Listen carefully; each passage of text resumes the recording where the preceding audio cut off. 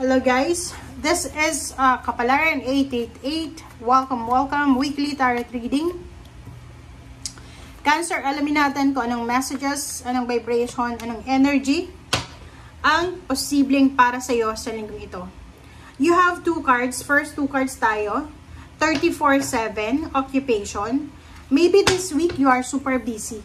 Diba? May trabaho sa gabi, sa umaga, may part-time, may full-time, may weekend job pa. Sobrang busy ka. So, kumbaga, sobra-sobra kang abala sa kung ano man to na ginagawa mo sa ngayon. Maging careful ka. Okay, be careful. Kasi, nakikita ko sa'yo dito na masyado kang naive. Diba? Masyado kang nagpapaniwala sa mga chismis, sa mga kwento, sa kung ano man na naririnig or nakikita mo. False person, this week sinasabi ng barahan na pwedeng ikaw ay nakikisalamuha sa isang fake na tao, manipulator, narcissist, gossiper, backstabber, scammer, parang ganon. So, be careful ka. Kasi, ikaw yung prospect eh, 'di ba?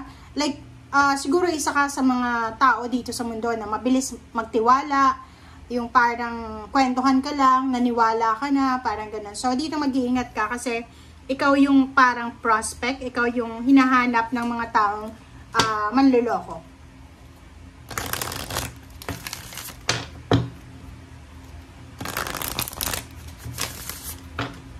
Okay, Cancer.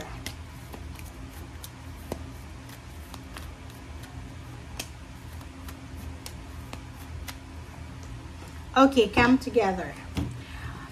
First card natin sa second deck mo, wish wisely. Dito sa barang to, napaka-ano na to eh, diba? Mahirap to eh. Huwag tayong masyadong confident sa mga wini-wish natin. If your wish is good, like good yung intention mo, sinasabi ng barang na use your wishes wisely to manifest your heart's desire. And take practical steps towards making your dreams come true. Diba? Parang sinasabi ng barahan na, kung mag-wish tayo, dapat sabayan natin ng tiyaga, sabayan natin ng pasensya, sabayan natin ng pagtitipid. Diba? Like, you're wishing for money, for lump sum of money, dapat marunong kong humawak ng pera.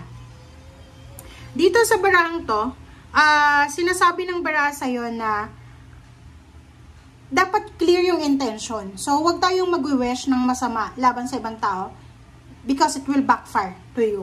Diba? So, yun nga sabi sa'yo, dapat good intention lang. Come together, dito sa barahang to, same din to sa Pisces, parang resonated yung energy mo sa Pisces na sinasabi na yung mga spiritual helpers and guides mo, angels, the universe, they are super busy. And, kumbaga, sinusuportahan ka nila sa kung ano man ng mga wishes and dreams mo. So, they're working as a team para tulungan ka. So, yun nga, maging matalino tayo sa mga wini-wish natin. Kasi minsan, may mga wishes tayo na dahil lang sa masaya tayo, dahil lang sa maganda yung araw natin, or just because we're happy, we're sad, or we're contemplating. So, yun nga sabi ng baraha na kailangan natin ng, kumbaga, proper way para mag-manifest or mag-wish. Okay?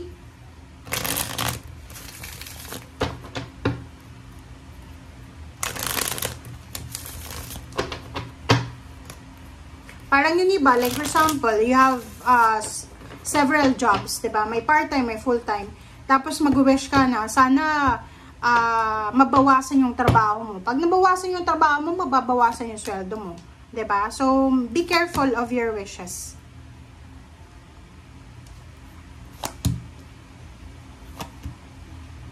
Okay, sa ilalim mo dito is Knight of Pentacles and wow. Dito sa barahan to, sinasabi ng baraha sa'yo na Cancer, there's an incoming lump sum of money, there's an incoming financial offer. So maybe makakautang ka sa bangko or sa lending company, or ang nakikita ko sa'yo dito, pwedeng may ibebenta ka. Pwedeng may ibebenta kang bahay, lupa, sasakyan, or ari-arian. Sinasabi dito sa'yo ng Hierophant na meron kang kapamilya, okay? You have like parents or siblings or maybe asawa or mga in-laws na pwedeng matulungan ka sa kung ano man ito na financial na wishes mo. Nandito yung Wheel of Fortune. Sinasabi ng baraha sa'yo na siguro ilang taon ka na namumroblema sa pera. Ilang taon ka nang nagbabalanse sa salapi mo. But this week, sinasabi ng baraha na medyo magiging maganda yung takbo ng financial mo. Kumbaga, kung palagi kang namumroblema sa pera dati, yung parang feeling mo, kakasweldo mo lang, ubus na, sisweldo ka pero pambayad lang sa utang, parang ganon. But, dito sinasabi ng baraha, huwag kang mag-alala kasi may pagbabago na magaganap, lalo na sa emotion mo and at the same time sa money. So, for example, ikaw ay may kapamilya, siguro na may problema sa pera. Pwedeng ikaw yung maging sagot sa problema niya sa pera, or posibleng siya yung sagot sa problema mo sa relationship. Okay? So, parang ganun ang energy mo sa linggong ito. Basta ang sinasabi ng baraha, maraming magbabago sa'yo. Okay? Ilagay natin dito yung ilalim. Okay. Victory and success. Wow. Okay. Judgment. So, nakikita ko sa'yo dito, isang balita ang matatanggap mo sa linggong ito.